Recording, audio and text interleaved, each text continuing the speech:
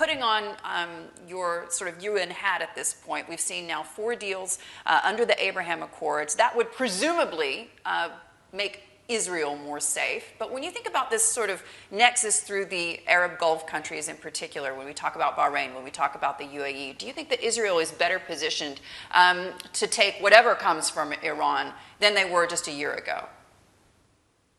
Absolutely. What we see today is a new Middle East. We see more stability. We see Israel forging relations with new countries.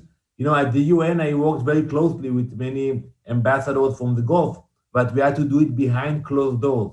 But when you see the pictures, when you see so many Israelis coming to the UAE, when you see the cooperation between Israel and Arab countries, it speaks for itself. And today, we are committed to work together against the aggression from Iran.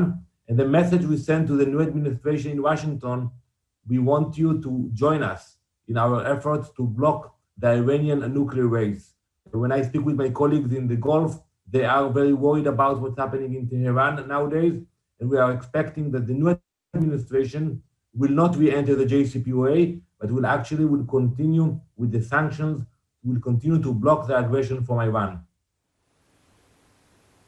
Walk us through that one, because there's been so much speculation in the run-up to this election that, you know, if you elect Joe Biden as president, he's going to bring in all the folks under the Obama administration that really were the architects of JCPOA, that he's going to be able to resuscitate that quickly. Now it seems as if reality has set in, and there is an understanding that rolling back to the original agreement is just not going to be possible, at least not in the short to medium term.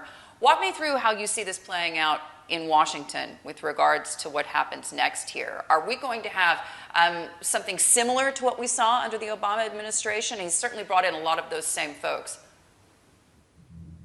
So first, I expect that President-elect Biden will deal with domestic issues before he deals with the Middle East issues.